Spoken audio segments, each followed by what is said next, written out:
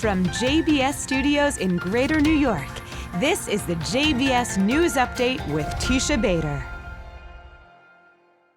I'm Teisha Bader with the JBS News Update for Wednesday, September the 7th, 2022.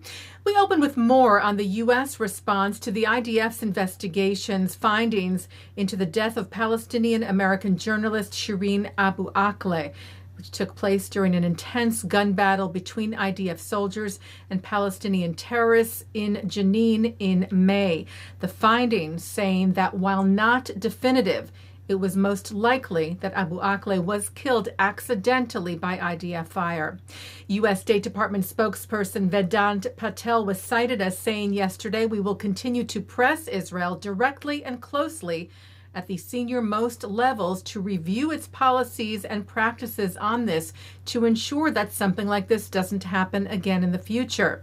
Well, in an apparent response to those remarks, Israeli Prime Minister Yair Lapid told a graduation ceremony of Navy officers in Haifa, "I hear the calls to change our rules of engagement." But he said no one will dictate opening fire instructions to us when we are fighting for our lives. Our fighters, he said, have the full backing of the Israeli government and the Israeli people. Lapid made it clear that Israel expressed sorrow over the journalist's death. He said this is a tragedy that happened in the middle of an incident where heavy fire was fired by terrorists. The IDF, he stressed, never deliberately shoots at innocent people. We are committed to the freedom of the press and to the strictest opening fire rules in the world. Staying with Lapid, the Prime Minister met on Monday in Jerusalem with U.S. senators and members of Congress from a bipartisan delegation about Israel's stance on Iran. The group was led by Senators Lindsey Graham and Robert Menendez. Lapid said, "I presented them with the latest regional developments and emphasized Israel's position regarding the nuclear agreement with Iran. Israel is working," he said, "and will continue to work to prevent Iran from becoming a nuclear state," with Lapid reiterating that the U.S.-Israel alliance is unbreakable. French news agency AFP reported that the IAEA, the International Atomic Energy Agency, said today that it could not guarantee the peaceful nature of Iran's nuclear program, saying there had been no progress in resolving questions over the past presence of nuclear material at undeclared sites.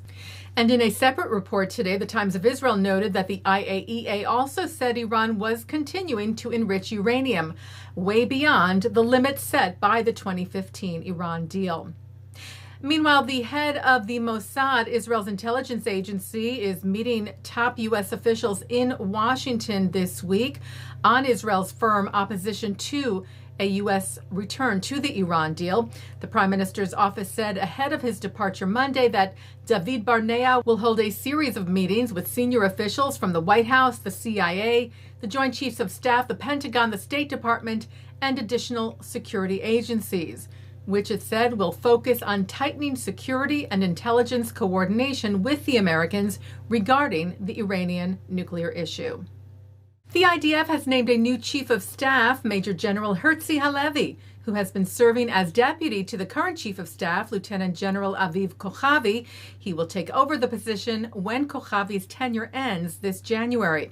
Halevi is a veteran of the IDF's paratroopers unit. He led the IDF's Southern Command during several conflicts with Gaza and led an IDF's intelligence directorate. Well, researchers at Tel Aviv University have identified 2 antibodies from recovered COVID-19 patients that could be used to neutralize all known strains of the virus, including the Delta and Omicron variants, and potentially eliminate the need for additional vaccines every time a new strain is found. Dr. Natalia Freund led the study in collaboration with doctors from the University of California, San Diego, from Tsinghua University in Beijing, and from Bar Ilan, which was published in the Nature journal Communications Biology. She said, "For reasons we still don't yet fully understand, the level of antibodies against COVID-19 declines significantly after 3 months, which is why we see people getting infected again and again, even after being vaccinated 3 times. In our view, targeted treatment with antibodies and their delivery to the body in high concentrations can serve as an effective substitute for repeated boosters, especially for at-risk populations and those with weakened immune systems. Taking a look now at our programming for tonight on JBS for Wednesday, September the 7th. At 7 o'clock, it's Talmud Study. At 7:30, Avishay Braverman speaks about Israel's Arab citizens. At 8, NBA player Enes Kanter Freedom and YU's Ryan Turrell, together with Muslim Coalition for America's founder Omar Qudrat, talk about how sports can be a vehicle for creating interfaith unity in a conversation by Rabbi Sherman of Sinai Temple.